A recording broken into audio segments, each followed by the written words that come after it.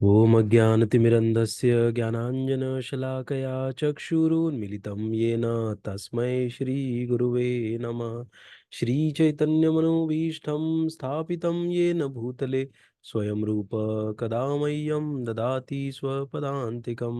नमो विष्णुपादाय कृष्णपृष्ठाय भूतले श्रीमते भक्तिवेदान्त स्वामिनिति नामिने। नमस्ते सरस्वती देवे गौरवाणी प्रचारिणे निर्विशेष शून्यवादी पाश्चात्य देश तारिणे। जय श्री कृष्ण चैतन्य प्रभु नित्यानंद श्री अद्वैत गदाधर श्रीवासादि गौर भक्त वृंद। हरे कृष्णा कृष्णा कृष्णा हरे हरे। हरे राम राम राम हरे हरे। जय श्री प्रभुपाद की जय, अनंत कोटि वैष्णव वृंद की जय। हरे कृष्णा। स्वागत है सभी का। तो आज हम लोग बहुत ही इम्पोर्टेंट श्लोका पढ़ने वाले हैं, जो कल हमने उसका तात्पर्य पढ़ लिया था। आज उसको हम लोग थोड़ा डिस्कस करेंगे। तो मैं थोड़ा एक पीपीटी मुझे मिला, तो वो मैं शेयर करता हूँ। हम्म, मुझे 1 मिनट दीजिए।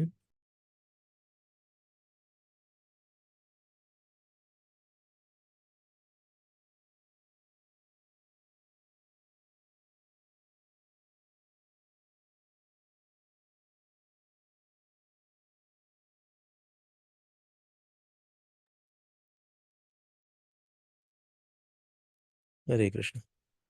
मैं शेयर करता हूँ। हरे कृष्ण माता जी।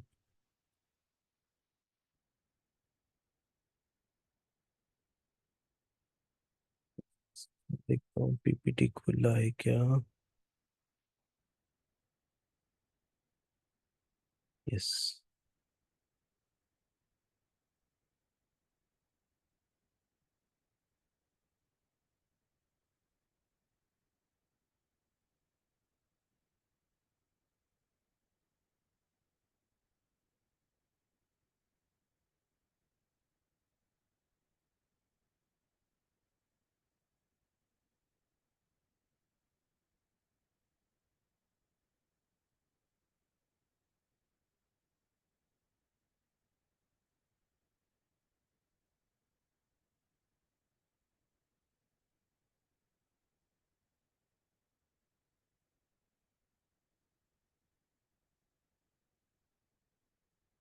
हरे कृष्ण प्रभु जी। तो हम लोग आज पढ़ने वाले हैं, एक बार हम लोग इस श्लोका को रिसाइट करते हैं। कार्पण्य दोषोपहत स्वभावः वृक्षामि त्वां धर्म सम्मूढ़ चेतः। यश्रेयः स्यानिश्चितं ब्रूहि तन्मे शिष्यस्तेम अहम शाधि माम त्वां प्रपन्नम। हाँ, इसका मैं एक और शेयर करता हूँ। इसका एक मीनिंग भी है। तो मीनिंग का ना थोड़ा इंग्लिश में है, उसको मैं ट्रांसलेट करता हूँ, जिससे कि समझने में हम लोग को आसानी रहेगी। जो स्पेशल श्लोका रहेंगे उस पर हम लोग थोड़ा टाइम देंगे जरा अच्छे से।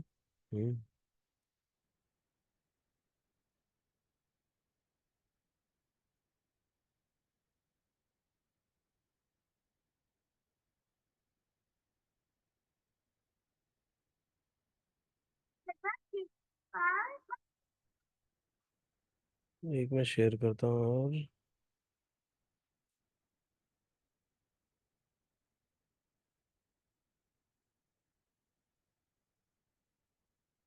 कार्पण्यदोषोपहत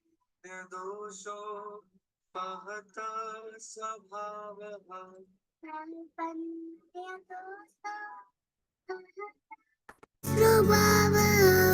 पृच्छामः। इसका रेसिटेशन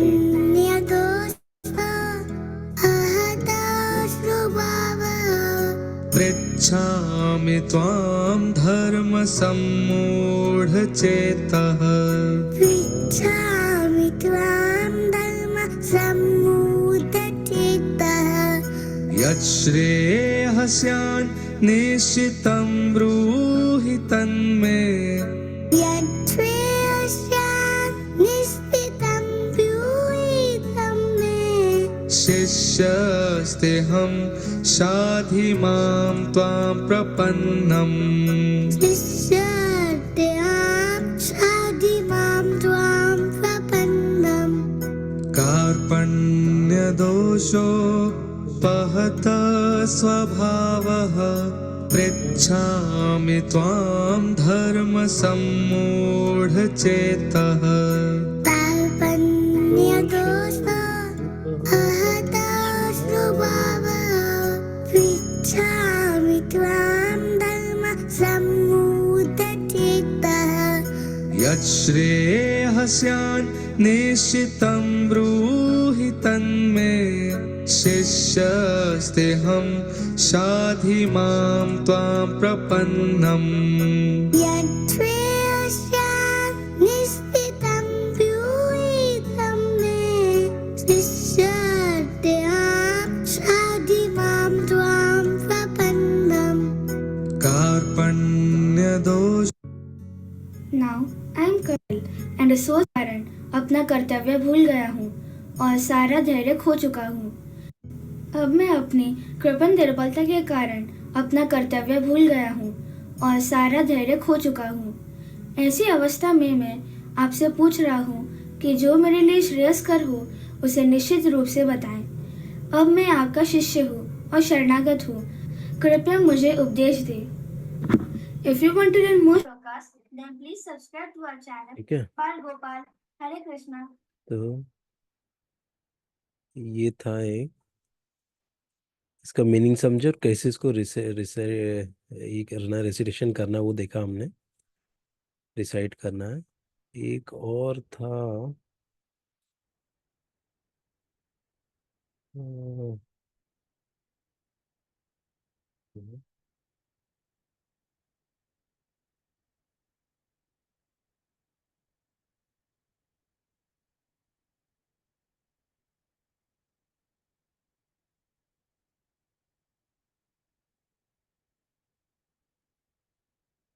एक स्क्रीनशॉट मैंने लिया था, उसको शेयर करता हूँ।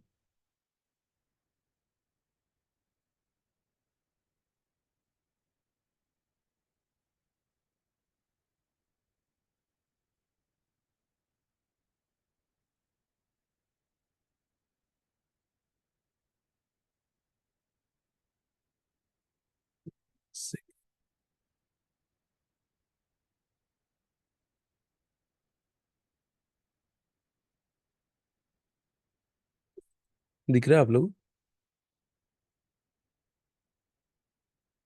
ठीक है, आप लोग को मैंने म्यूट करके रखा है तो बोल नहीं पाएंगे। तो why do we need a guru? तो इसके अंदर ही आता है, मतलब ये श्लोक, तो इस पे हम डिस्कस करेंगे अभी। जस्ट एक वर्ड टू वर्ड मीनिंग लेते हैं। Due to miserly weaknesses, weakness, कार्पण्य दोषो, अपहत स्वभाव, आई हैव लॉस्ट कंपोजर, मतलब मैं अपना धैर्य खो चुका हूँ। हम्म, और माइजरली वीकनेस मतलब कि कृपण, कृपण होना एक दोष है, वो एक कृपणता। उसके बाद और मैं अपना धैर्य खो चुका हूँ। सो आई एम आस्किंग यू, पृच्छामि, मैं आपसे पूछ रहा हूँ, तुम, आपसे, तुमसे, धर्म सम्मूढ़ चेता, as I am confused about my duty, मैं क्या हो गया हूँ, कंफ्यूज हो गया हूँ ना, मेरी ड्यूटी क्या है, मेरा धर्म क्या है। ठीक है, तो यत् श्रेय स्यान, what is good for me, मेरे लिए अच्छा क्या है, निश्चितम ब्रूहि तन्मे, टेल मी फॉर सर्टन, मुझे बताइए ना कि मेरे लिए क्या अच्छा है। फिर शिष्यस्ते अहम सादि माम त्वाम प्रपन्नम, तो शिष्यस्ते अहम मतलब आई एम योर डिसाइपल, अब मैं आपका शिष्य हूँ, कृपया मुझे मेरा मार्गदर्शन करिए, इंस्ट्रक्ट मी ना, सादि माम, मुझे मेरा मार्गदर्शन करिए, त्वम प्रपन्नम, I am surrendered unto you ना, ऐसे करके ये बोल रहे हैं ना। तो ये एक स्क्रीनशॉट मैं इसको भेज दूंगा आप लोग के रेफरेंस के लिए। तो मेन यहाँ पे क्या है कि अर्जुन अभी तक कृष्ण को अपना मित्र मान रहे थे। हाँ, तो अभी वो समझे हैं कि अभी वो बोल रहे हैं कि आप, मैं कंफ्यूज हो गया हूँ, मुझे कुछ समझ में नहीं आ रहा है कि मैं क्या करूँ। हाँ, तो हम भी अपने जीवन में ऐसा क्षण आता है जब हम पूर्णतया क्या हो जाते हैं, कंफ्यूज हो जाते हैं, करना क्या है हमको नहीं समझता है ना। तो उस समय हमको करना क्या है ना, जैसे जो पशु हैं ना, जैसे भेड़ बकरी है, जो भी पशु हैं, क्या वो गुरु के पास जा सकते हैं क्या? क्या वो गुरु बना सकते हैं क्या? नहीं, हम गुरु बना सकते हैं ना। क्यों? क्योंकि हमारे पास बुद्धि है ना। जब हमको प्रॉब्लम आएगा तो हमको गुरु के पास जाना चाहिए ना, जिससे कि गुरु हमारा मार्गदर्शन करेंगे। तो यहाँ पे जो कार्पण्य आया है ना, कार्पण्य दोषो ना, कार्पण्य मतलब क्या? कृपण ना, कंजूस व्यक्ति। कंजूस व्यक्ति किसको कहा जाता है? जिसके पास धन बहुत है लेकिन वो खर्चा नहीं कर रहा है। उसको क्या करके रखा है? उसको अपने पास ही जमा करके रखा है। तो वो कौन कहलाता है? कृपण कहलाता है, मतलब कंजूस। हाँ, तो यहाँ पर क्या अर्जुन वैसा कंजूस है क्या? नहीं। अर्जुन कैसा कंजूस हो गया यहाँ पर? कार्पण्य दोष कैसा वो कंजूस वाला चीज यहाँ पर हाईलाइट हो रहा है कि उसके पास बहुत बुद्धि है, बहुत ज्यादा इंटेलिजेंस है, फिर भी वो अपना इंटेलिजेंस काम में नहीं ला रहा है ना। मतलब उसके पास बहुत बुद्धि है, पूरा अच्छा ज्ञानी ज्ञानी है, लेकिन वो अपनी बुद्धि को यूज में नहीं ला पा रहा है ना। और क्या है, वो बहुत शक्तिशाली है और अपनी शक्ति का भी यूज नहीं कर पा रहा है। हाँ, तो इसीलिए उसको क्या यहाँ पर कहे हैं, इसको कार्पण्य दोष कहा गया है ना, कंजूस इसलिए कहा गया है। ठीक है, ये वर्ड आया कार्पण्य, द कृपण।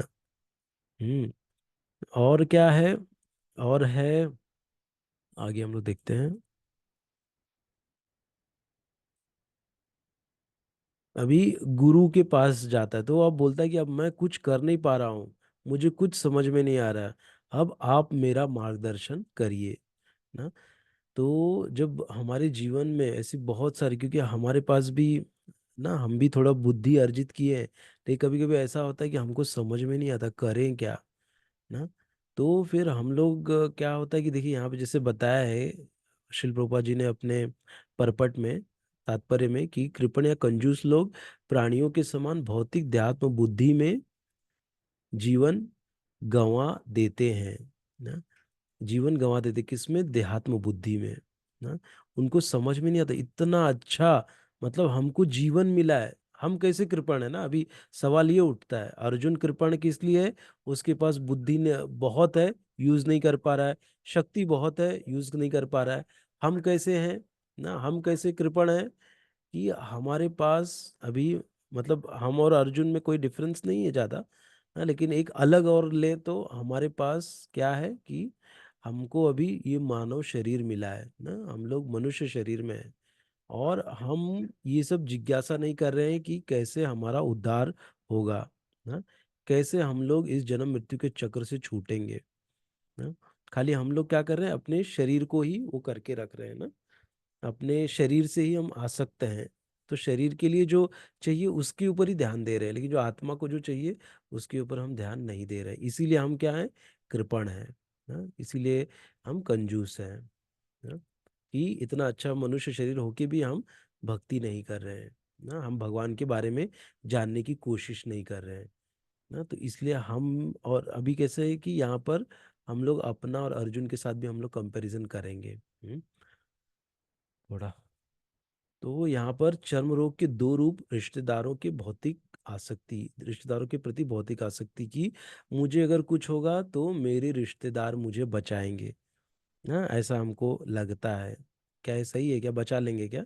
जब मृत्यु आएगी तो क्या हमारा, हमको आके वो हमको जीवन दान दे देंगे क्या? रिश्तेदार बचा लेंगे क्या? या कितना भी पैसे लेके खड़े हो जाओ, जब मृत्यु आ गई तो फिर जाना ही, ये सब छोड़ के ना, कोई ना रिश्तेदार ना कोई हमको बचा सकता है। ऐसे। तो वही यहाँ कह रहे हैं कि वह यह सोचता है कि उसका परिवार या समाज उसे मृत्यु से बचा सकता है। वह आत्म साक्षात्कार के विज्ञान को समझे बिना कुकर शुकर की भांति संसार को त्याग कर चला जाता है ना। ये हमने कल पढ़ा था तात्पर्य में ना। आत्म साक्षात्कार के विज्ञान को समझे बिना ना, आत्म साक्षात्कार का मतलब क्या, कि मैं कौन हूँ, मेरा स्वरूप क्या है, मेरा रोल क्या है ना, ये जाने बिना ही शरीर छोड़ के चले जाते हैं ना। पूरा जीवन में बहुत कुछ कर लिया, बहुत अचीवमेंट कर लिया, पद्म विभूषण, पद्म भूषण, पद्मश्री सब पा गए, लेकिन जीवन किस लिए मिला है वही पता नहीं है ना। तो ये सब जो उपाधि पा के उसका कोई वैल्यू है क्या, कि फिर से अगला जीवन जन्म लेना पड़े ना। तो ये मनुष्य तन मिला है जिससे कि यहाँ पर हम लोग भगवान को जाने, भगवान की भक्ति करें और यहाँ से निकल ले हमेशा हमेशा के लिए ना। इसके लिए हमको ये मानव शरीर मिला है ना। तो यही आत्म साक्षात्कार का विज्ञान क्या है, कि मैं भगवान का दास हूँ हाँ। मुझे ये शरीर मिला है भगवान की सेवा करने के लिए। भगवान की सेवा कैसे करनी है, भगवान के नामों का जप करके, भगवान के बारे में सुन के, सत्संग करके ना, शास्त्रों को पढ़ के, ऐसे करके हम लोग भगवान को जानेंगे।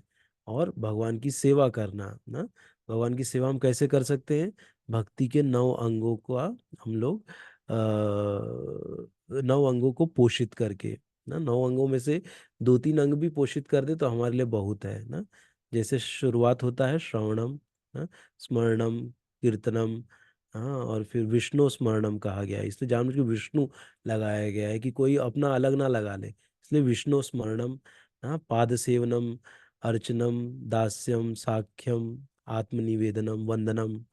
हाँ, तो ये सब नवदा भक्ति के अंग है। तो इन एक भी अंग का अगर हम लोग अच्छे से सेवा करें तो ऑटोमेटिक हम लोग का आत्म साक्षात्कार हो जाएगा और हम यहाँ से अच्छे से हम लोग भगवत धाम चले जाएंगे। हाँ, तो ये हमारा लक्ष्य होना चाहिए, ये हमारा गोल होना चाहिए।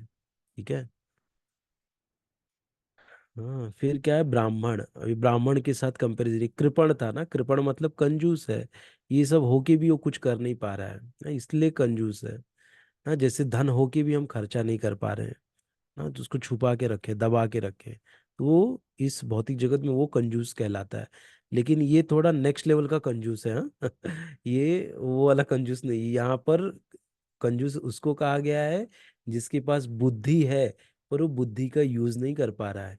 उसके पास शरीर है लेकिन शरीर का यूज कैसे करना है ये उसको पता नहीं है, इसीलिए यहाँ पर उसको कृपण कहा गया है।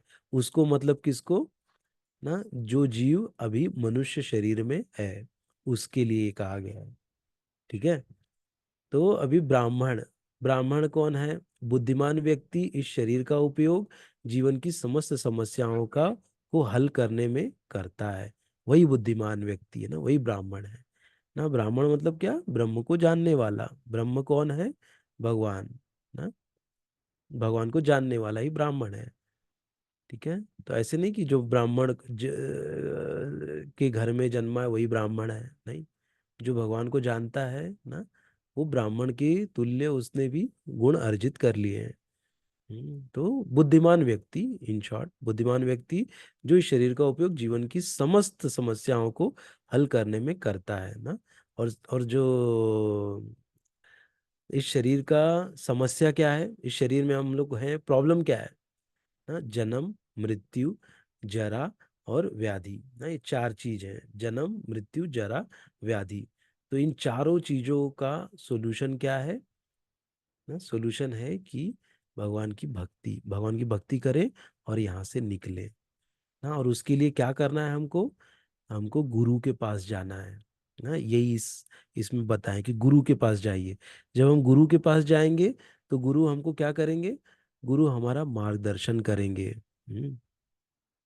और गुरु हमको बताएंगे कि सही क्या है, गलत क्या है, आपको अभी करना क्या है, वो हमको याद दिलाएंगे। क्योंकि हम क्या होता है कि बहुत सुने हैं, बहुत पढ़े हैं, लेकिन कभी कभी क्या हो जाती है, हमारी बुद्धि चकरा जाती है, हमको समझ में नहीं आता कि हम करें क्या अभी ना। तो गुरु हमको मदद करता है क्या करना है अभी, वो जानने के लिए ना। लेकिन गुरु जो बता रहा है वो समझेगा कैसे ना, गुरु हमको जो बता रहे हैं वो समझेगा कैसे, वो समझेगा ऐसे जब हम अपना जो दिमाग है उसको खाली रखेंगे, हमको तभी समझेगा ना। जब हम लोग अपना दिमाग भर के रखेंगे तो हमको नहीं समझेगा ना। तो जब गुरु के पास जाते हैं तो हमको अपना दिमाग, हमारा जो भी नॉलेज है, सब शून्य करके जाना चाहिए। तब वो जो बताएंगे, तब हमको समझेगा ना। जैसे एक एग्जाम्पल लिया जाता है स्पंज का ना। अगर स्पंज में पानी भरा है, तो उसमें पानी डालेंगे तो क्या वो स्पंज पानी सोखेगा क्या? नहीं ना। उस सब पानी बाहर चला जाएगा। लेकिन स्पंज जब खाली है पूरा, उसमें पानी डालेंगे, धीरे धीरे पूरा पानी सोखते रहेगा ना। तो हमको वैसा ही खाली जाना है ना। अपना जो ये बोलते हैं ना, ये घड़ा है, ये मटका है, इसको खाली करके हमको भगवान के पास जाना है। तब हमको भगवान जो भी बताएंगे, हमको वो गुरु जो भी बताएंगे, हमको वो समझेगा, और फिर हम उसको जीवन में अप्लाई करेंगे। हाँ, नहीं तो क्या करेंगे हम लोग, बस गुरु के अंदर दोष ढूंढते रह जाएंगे कि गुरु के अंदर ये दोष है, गुरु को ऐसा बोलना चाहिए था, मुझे जो चाहिए था वो तो गुरु ने बोला ही नहीं। हाँ, ऐसा हम लोग एक्सपेक्ट करने लग जाते हैं। तो ऐसे ही लोग रहते हैं ना, जो जाते हैं, बोलते हैं कि जैसे एग्जाम्पल देते हैं शिल प्रभुपाद जी, कि व्यक्ति जाता है और दुकान में बोलता है मुझे 5 रुपए का हीरा दो। और जो ज्वेलर है, दुकानदार है, वो भी बड़ा चालाक है, वो भी उसको 5 रुपए का हीरा दे देता है। क्या देता है? कांच का टुकड़ा ना। जैसा मांगा, ले भाई 5 रुपए का चाहिए ना, ले 5 रुपए का हीरा लेके जा। तो उसको क्या मिल गया? कांच का टुकड़ा लेके आया हो ना। तो ऐसे ही मार्केट में बहुत सारे ऐसे गुरु हैं, जो आपको बोलेंगे कि आ जा बच्चा, मेरे पास आ जा, मैं तुझे पार लगा दूंगा ना, मैं तेरा नैया पार लगा दूंगा। और हम क्या हो जाते हैं, और बोलते हैं कि लेकिन महाराज हम तो थोड़ा नॉनवेज खाते हैं।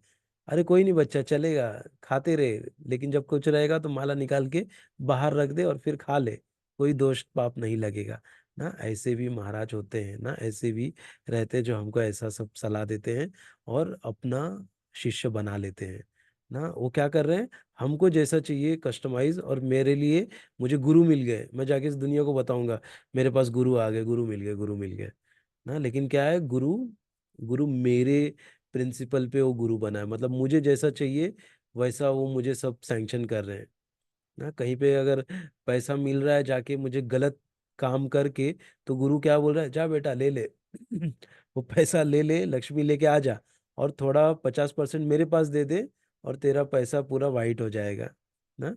ऐसा बोल के कि तुझे कोई दोष पाप नहीं लगेगा, क्यों? क्योंकि तुम मेरी सेवा में लगा दिया है ना। ऐसा करके फिर क्या हो जाता है, तब तो उसको लगता है अरे वाह, गुरु जब बोल रहे हैं तो मेरे लिए तो ये तो आसान हो गया है, चलो ऐसा कर लेते हैं हम लोग। हाँ तो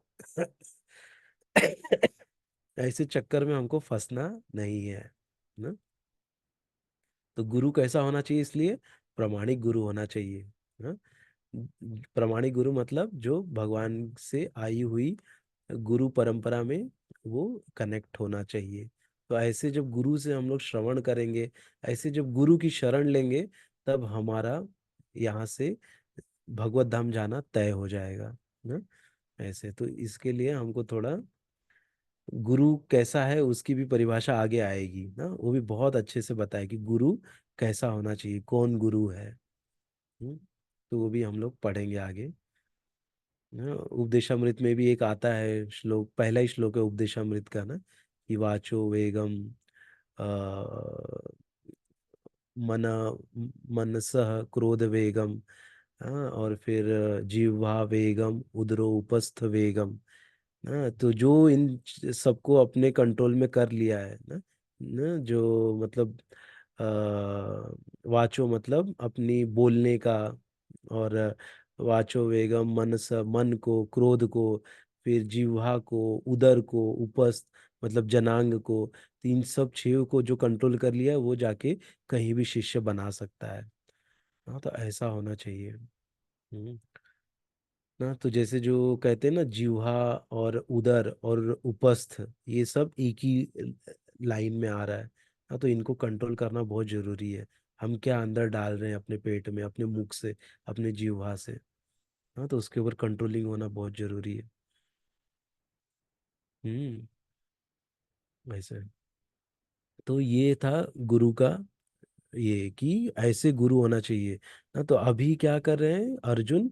अब भगवान को बोल रहे अब आप हमारे गुरु हो, कृपया हमारा मार्गदर्शन करो ना। तो और कृष्ण क्या करते हैं अभी? उनका मार्गदर्शन करते हैं ना। बोलते हैं कि अब क्या आप गुरु, ना गुरु बन गए, मतलब उनको अभी बोले गुरु, क्योंकि इसके पहले क्या थे, वो मित्र थे। तो वो बोलते कि अब आप बोलो, अब मैं कुछ नहीं, अब मैं खाली सुनूंगा, अब खाली आप ही बोलना। क्यों? क्योंकि मुझे कुछ समझ में नहीं आ रहा, मैं करूं क्या, मैं भ्रमित हो गया हूँ। क्योंकि उसको ये भी कहीं ना कहीं पता था कि मैं गलत कर रहा हूँ ऐसा करके। ना क्षत्रिय था, ज्ञान तो अर्जित किया ही था अर्जुन ने, तो जानता था कहीं ना कहीं मैं गलत कर रहा हूँ। इसीलिए वो भगवान को बोलते हैं कि अब आप मेरा मार्गदर्शन करो, ना आप मुझे गाइड करो, ऐसे। तो हमारे जीवन में भी कभी भी अगर ऐसा कुछ होता है ना, ऐसा कोई किसी हम दुविधा में फंस जाते हैं, या हम किसी प्रॉब्लम में फंस जाते हैं ना, तो हमको तुरंत गुरु के पास जाना चाहिए। ना गुरु कैसे एक्सेसिबल है, जैसे हमारे लिए हो सकता है हमारे सत्संग में जो प्रीचर आते हैं, जो ब्रह्मचारी हैं ना, हमारे वो शिक्षा गुरु हैं, तो हमको उनकी शरण लेनी चाहिए ना। ऐसे करके फिर ना, या तो मंदिर में कोई है तो हमको उनकी, जिनके साथ हम थोड़ा अच्छा हमारा टर्म्स है, उनके साथ हमको बात करके कुछ ना कुछ सॉल्यूशन वो जरूर देंगे ना। उस सॉल्यूशन को हमको विश्वास करके उसको आगे बढ़ना है। क्यों? क्योंकि कोई भी ऐसे नहीं बोलता है, भगवान उसके मुख से बुलवाते हैं सब चीजें ना।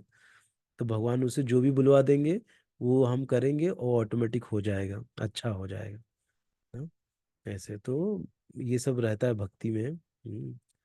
ना अभी जैसे मैं बोल रहा हूँ, लग रहा है कि मैं बोल रहा हूँ, क्या मैं बोल रहा हूँ क्या? नहीं, ये सब भगवान बुलवा रहे हैं ना, भगवान ये सब करवा रहे हैं हमसे। हम खाली निमित्त हैं, यहाँ पे मैं आके बैठ गया हूँ, भगवान जो भी है सब पॉइंट्स दे रहे हैं ना, मुंह से निकलवा रहे हैं। तो मेरा कोई योग्यता है नहीं कि मैं ऐसा सब चीज़ों को बोलूं या कर पाऊं ना, लेकिन भगवान बुलवाते हैं अपने भक्त से ना। वैसे मैं कोई भक्त भी नहीं हूँ थोड़ा यहाँ वहाँ से पढ़ के जो भी यहाँ वहाँ से इकट्ठा किया वो आके बोल रहा हूँ, लेकिन ये जो भी है ये भगवान का अरेंजमेंट है ना? भगवान बुलवा रहे हैं ऐसे। इससे क्या होता है कि हमने जो बोलते हैं ना, हमारा नहीं तो ये ना हो जाए ना कि मेरा क्या कहते हैं, अहंकार आ जाए ना, कि मैं बोल रहा हूँ ऐसा। तो इसीलिए हमको ये भगवान को देना चाहिए ना, कि भगवान हमसे ऐसा बुलवा रहे हैं ना, मेरी कोई योग्यता नहीं है, भगवान की कृपा है, गुरु की कृपा है, जिसकी वजह से हम बोल रहे हैं ना। कोई भी हमारे लिए अच्छे वचन बोलता है कि अरे आप बहुत अच्छा बोलते हो, तुरंत क्या करना है, भगवान भगवान को बोलना है ना, कि ये भगवान की कृपा है, भगवान की कृपा से ऐसा हो रहा है ना, गुरु की कृपा है, गौरांग की कृपा है। ऐसे करके हमको जो भी है वो भगवान को ही ऑफर कर देना है कि ये आपके लिए ही है ना, ऐसे करके। तो हमारे ऊपर बोझा नहीं जमा होगा ना, नहीं तो हम बोझ के नीचे दब जाएंगे ना, इतना सारा सब लेते रहेंगे तो हम उसको हजम नहीं कर पाएंगे। ऐसे। तो इसीलिए गुरु बनाना बहुत जरूरी है, ये श्लोक में यही कहा है ना, गुरु। क्योंकि ऐसे नहीं कि हम लोग को समस्या आएगी नहीं ना, जीवन में समस्या तो आती ही है। और हम इतने इंटेलिजेंट भी नहीं है अर्जुन जैसे कि हमको सारे चीजों का सॉल्यूशन पता है ना, और हम तो रिजॉल्व कर लेंगे कोई भी इशू आएगा ना। कर सकते हैं थोड़ा टेक्निकल, अगर काम कर रहे हैं तो टेक्निकल इश्यूज रिजॉल्व कर सकते हैं, लेकिन ऐसे जो इश्यूज हैं ना, उसको रिजॉल्व करना थोड़ा टफ होता है, जो अपने लाइफ से, अपने परिवारजनों से जुड़े होते हैं ना, ऐसे बहुत सारे मैटर्स आते हैं। हाँ, उस समय हम लोग एकदम भ्रमित हो जाते हैं, अरे मैं तो दुनिया को, सबको मैं नॉलेज दे रहा था, दुनिया को सबको मैं सोल्यूशन बता रहा था, अरे मेरे मैं ही फंस गया हूँ ना, ऐसा। क्योंकि ये जगत ही ऐसा है, इसमें समस्या आएगी ही आएगी। हाँ, लेकिन हमको करना क्या है, आज हमने क्या सीखा, कि गुरु की शरण लेना ना, जिसको आप गुरु मानते हो ना, जिसका आप सुनते हो, जिसका आपको सुनना अच्छा लगता है ना, तो उसके पास जाके अपनी दुविधा को बताना, अपने प्रॉब्लम्स को बताना, और फिर उसका सॉल्यूशन जो भी मिले उसको इम्प्लीमेंट करना, और फिर रिजल्ट भी जाके बताना। हम्म, ऐसे। तो आज हम लोग यहीं तक करते हैं। तो काफी चर्चा की है इसमें, तो हम लोग ने सीखा क्या क्या इसमें। एक तो कृपणता का सीखा, कंजूस ना, कैसे हम कंजूस हैं ये सीखा हमने। ठीक है, और फिर हमने क्या सीखा कि एक कंजूस सीखे, और गुरु की शरण में जाना सीखे। गुरु की शरण में जाना चाहिए। और हमने सीखा, अ, आप लोग में से बोल सकते हैं। रत्नाकर प्रभु जी को मैं अनम्यूट करता हूँ।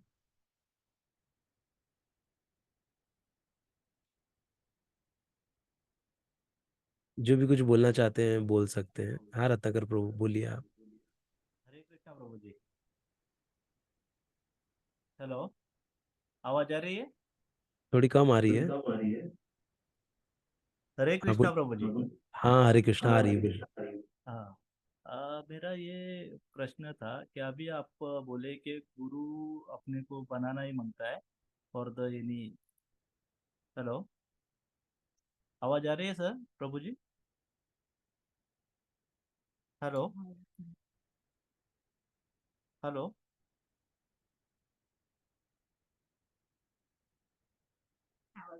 हेलो, हेलो प्रभु जी, आवाज आ रही है?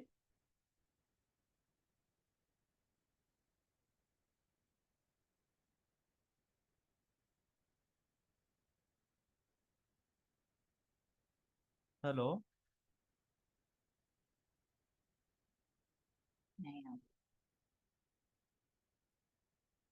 हेलो प्रभु जी, आवाज आ रही है? हाँ प्रभु जी, बोलिए बोलिए, आ रही है। हाँ। मेरा ये प्रश्न था कि अभी गुरु लाइफ में बनाना ही मांगता है, तो गुरु अभी आध्यात्मिक गुरु भी हो सकते हैं या प्रोफेशनल गुरु भी हो सकते हैं। तो ऐसे मल्टी मतलब हर एक जैसा अपन आध्यात्म में है तो आध्यात्मिक गुरु हो गए, तो प्रोफेशनल लाइफ में कोई अपन आइडल बनाते तो वो गुरु हो गए। तो ऐसा मल्टीपल गुरु रहेंगे तो फिर अपना जो कुछ ये रहेगा, प्रॉब्लम रहेगा, तो कौन से गुरु को प्रेफर करना होता है? अच्छा प्रश्न है प्रभु जी। तो आपका जो प्रश्न मैंने समझा कि हमारे जीवन में मतलब बहुत सारे गुरु रहते हैं, प्रोफेशनल वर्ल्ड में रहते हैं और आध्यात्मिक वर्ल्ड में भी हैं ना। तो यहाँ पर हम लोग अभी अध्यात्म के बारे में बात कर रहे हैं। आपको मैं म्यूट कर देता हूँ। तो यहाँ पर जो है हम अध्यात्म ना, कि हमारे लिए अभी इम्पोर्टेंट क्या है ना। हमारे लिए इम्पोर्टेंट क्या है कि हमारा आत्मा से अभी हम संबंध, अभी जो आप जैसे प्रोफेशनल वर्ल्ड की बात कर रहे हैं वो शरीर से संबंध है। वो खाली इसी जीवन में आपके प्रोफेशनल गुरु रहेंगे।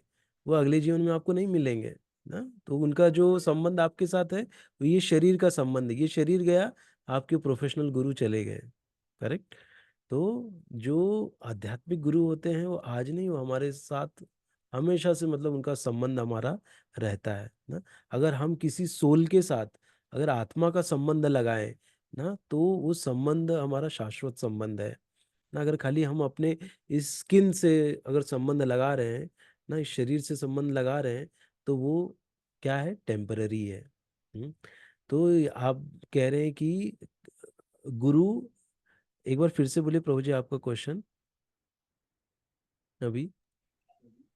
हाँ, मेरा क्वेश्चन ये था क्या मल्टीपल गुरु रहेंगे? अभी सपोज अध्यात्म अपने को जो भी प्रॉब्लम आते हैं तो प्रेफरेबली अपन आध्यात्म गुरु के पास ही जाएंगे। बट ऐसा कुछ प्रॉब्लम रहेगा तो अपन कोई आइडल मतलब आइडल जो रहते हैं उसमें हम्म। उनके पास भी जा सकते हैं क्या? ये मेरा क्वेश्चन था। हाँ, यस प्रभु जी, जा सकते हैं ना। जैसे अभी देखो, अगर आपको कहीं प्रोफेशनल वर्ल्ड में अगर कोई प्रॉब्लम आ रहा है ना, आप कोई एक प्रॉब्लम आया है, सॉल्व करना है, तो वो प्रॉब्लम लेके आप आध्यात्मिक गुरु के पास तो नहीं जा सकते ना। आध्यात्मिक गुरु आपको वो प्रॉब्लम के लिए नहीं है ना। वो इस लाइफ के प्रॉब्लम को सॉल्व करने के लिए, चार प्रॉब्लम क्या, जन्म मृत्यु जरा व्याधि ना, इन चारों प्रॉब्लम को सॉल्व करने के लिए हमारे आध्यात्मिक गुरु हैं। और जो प्रोफेशनल वर्ल्ड में जैसे आता है, तो हमको बोलने की जरूरत नहीं है। हम जाएंगे उसको कहीं ना कहीं से सॉल्व करवाएंगे ही करवाएंगे। बीमार गिरते हैं, जाते कहाँ हैं, डॉक्टर के पास जाते ही हैं, उसका इलाज करवाते ही करवाते हैं ना। ऐसे। तो ये जो है, इसको हमको गुरु हमको बोलने की जरूरत है, सिखाने की जरूरत ही नहीं है। वो हम बराबर से जाते हैं, वो बताते भैया ये प्रॉब्लम है, जल्दी इसको सॉल्व करके दे। करेक्ट, ऐसा है। लेकिन जो आध्यात्मिक जगत के गुरु हैं वो हमको कैसे इस जन्म मृत्यु के चक्र से हम बाहर निकल जाएं, वो सिखाते हैं हमको। हाँ, तो ऐसा है। तो आप जैसे प्रोफेशनल वर्ल्ड के गुरु हैं, उनसे जाके आप सलाह मशवरा ले सकते हो, और अपना जो भौतिक प्रॉब्लम आया है उसका आप हल उनसे ले सकते हो। हाँ, तो उसके लिए कोई मनाही नहीं है। और जैसे मैंने कहा कि तथाकथित गुरु जो होते हैं उनसे हमको बच के रहना चाहिए। हाँ? जो कहीं भी किसी में भी आते नहीं, जैसे बताया ना, 5 रुपए का हीरा चाहिए तो कांच का टुकड़ा हमको मिल जाएगा। तो ऐसे गुरु से हमको ये रहना चाहिए, संभल के रहना चाहिए। ऐसे गुरु के परपंच में हम ना फंस जाएं, उससे हमको खुद को बचा के रखना है। ठीक है, तो ये इम्पोर्टेंट बात है। ऐसे। तो ऐसा है। तो बाकी तो आप ले सकते हैं, किसी से आपको सहायता चाहिए तो ले सकते हैं आप प्रोफेशनल वर्ल्ड में, या आपका निजी जीवन फैमिली का कुछ प्रॉब्लम है तो आप फैमिली में किसी को एक सुपीरियर मानते होंगे ना, आपके ताऊ जी होंगे, चाचा होंगे, बड़े पापा होंगे, जो भी, उनसे जाके आप डिस्कस करके इसका सोल्यूशन आप ले सकते हो ना। तो ऐसे सब चीज़ों के लिए ये नहीं कि हम जाएं अपने किसी आध्यात्मिक गुरु के पास और उनको पूछें बताइए। हाँ, लेकिन ऐसे प्रॉब्लम्स भी लेके हम जा सकते हैं। जितना आप उनको बताएंगे उतना आपको थोड़ा वो हेल्प करेंगे ना। यस। लेकिन जो जिसमें एक्सपर्टीज है वो अगर उसको बताए तो बहुत अच्छे से सॉल्व हो जाएगा वो प्रॉब्लम। ऐसे। ठीक है। हरे कृष्णा। प्रेमानंद महाराज जी। और बहुत महान है वो, हम उनके आगे कुछ भी नहीं है। जस्ट थोड़ा प्रयास कर रहे हैं बोलने का। ऐसे। हम्म किसी का, और मैं सबको कोशिश करता हूँ कि आप खुद से अनम्यूट कर पाएं, किसी को और कोई प्रश्न है तो बोल सकते हैं। नहीं तो हम लोग एंड करते हैं आज के सेशन यहीं पे। जय शिल प्रभुपाद की जय, अनंत कोटि वैष्णव वृंद की जय। हरे कृष्ण सभी को। दंडवत प्रणाम। हरे कृष्ण प्रभु जी, दंडवत प्रणाम। हरे कृष्ण माता जी, हरे कृष्ण, हरे बोल। हरे कृष्ण। एंड करता हूँ मैं meeting. Thank you so much.